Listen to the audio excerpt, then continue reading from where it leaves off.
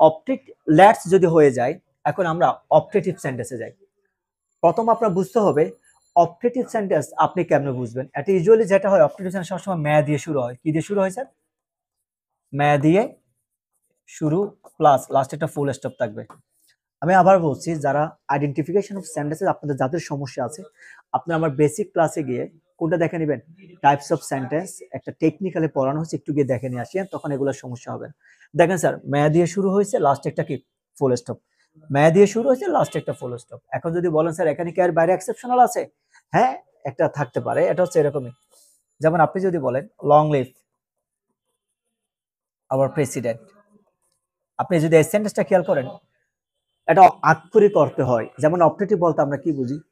ইচ্ছা পোষণ, আশীর্বাদ, প্রার্থনা, এগুলো বুঝায়, তাই না? এই যে আপনি কি করলেন, আপনার প্রেসিডেন্ট যাতে দীর্ঘজীবী হয়, মনে মনে তার জন্য দোয়া করলেন, ইচ্ছা পোষণ করলেন, এটা এক্সেপশনাল হতে পারে। কিন্তু মোস্ট অফ দ্য কেসেস আপনি যদি বিগত বছরের যতগুলো প্রেসিস ন্যারেশন আসছে, আপনি যদি দেখেন এই টেকনিকটা আপনাকে সেভ করবে। সেন্টেন্সটা কি দিয়ে শুরু হবে? মে দিয়ে শুরু, লাস্টে ফুল স্টপ। আমি কোয়েশ্চেন মার্ক বলি না। যেমন আমি যদি বলি may I come in sir, may I, ঠিক আছে মে দিয়ে শুরু। দেখেন আমি যদি বলি may I come in sir, question mark করলে তখন স্যার এটা যেহেতু মোরাল অক্সিলারি, তখন আপনার জন্য ইন্টারোগেটিভ হয়ে যাচ্ছে। কিন্তু মে দিয়ে শুরু, লাস্টে যদি ফুল স্টপ থাকে, তখন সেটা আপনার জন্য কি হচ্ছে? Optative sentence. এতটুকু ক্লিয়ার স্যার?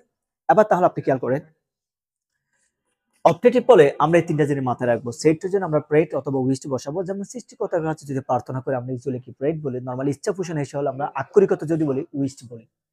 ইনভার্টার কমোডে দিয়ে কি দ্যাট সাবজেক্টের উপর কি বসাবেন, আপনি মাইট বসাতে পারেন। তাহলে দেখেন, ফাদার যেহেতু আল্লাহর কাছে প্রার্থনা করতেছে, আমি এখানে কি দিলাম? প্রেট দ্যাট। আপনি এখানে আবার খেয়াল করেন, আমি মি বসাই নাই, কারণ আমরা টেকনিক দিয়েছি কি ইম্পারেটিভ, অপটেটিভ এবং এক্সক্লেমেশন কি বসে না, লিসেনার বসবে না। এখন যদি বলেন না স্যার আমি কি বসাবো, মি বসাবো, ভাই আপনি যদি মি বসান, প্রেটের পর একটা নিচ থেকে এরকম দিতে হবে, তখন ফাদার প্রেট, আমরা নরমালি এরকম করি মি না দ্যাট, এরকম করি তো নিচ থেকে আপনি কি দিতে হবে এখানে ফর। তাহলে এখানে যদি ফর বসাতে হয়, এখানে যদি লিসেনার বসালে ভাই টু বসাতে হয়, এতগুলা নিয়ম তো আপনার পক্ষে মনে রাখা অনেক কঠিন হয়ে যাবে। এই জন্য আমরা কি করবো না স্যার, লিসেনার বসাচ্ছি না।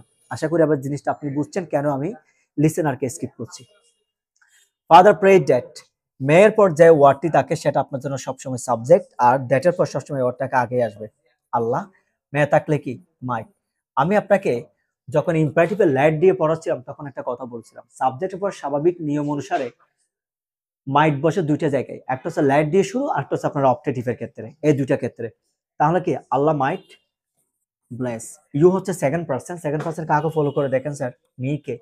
বারবার পরে যেহেতু ইউ এটা অবজেক্ট, তাহলে ইউ ইউ ইউ, তাহলে ইউ যেহেতু অবজেক্ট, মি অবজেক্ট দেওয়াই আছে, ও বিকল্প বসে দেন, আল্লাহ might bless me.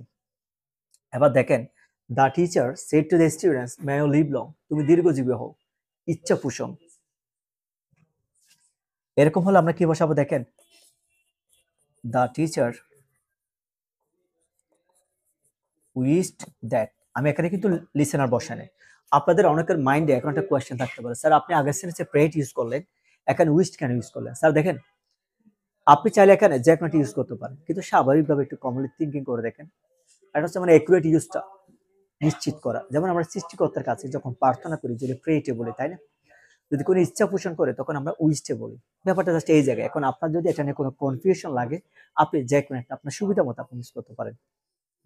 The teacher wished that may you, you মানে কে দেখেন, দা স্টুডেন্টস, একজন নাকি অনেকজন, যেহেতু অনেকজন আপনি এখানে কি দিবেন, দে। মে থাকলে কি করবেন, মাইট বসাবেন, দে মাইট লিভ লং, তারা দীর্ঘজীবী হয়। বুঝা গেছে স্যার? এখন তার মানে ফর্মালি আমাদের ইম্পারেটিভ তিন ধরনের সেন্টেন্সের মধ্যে পুরোদমে শেষ করলাম।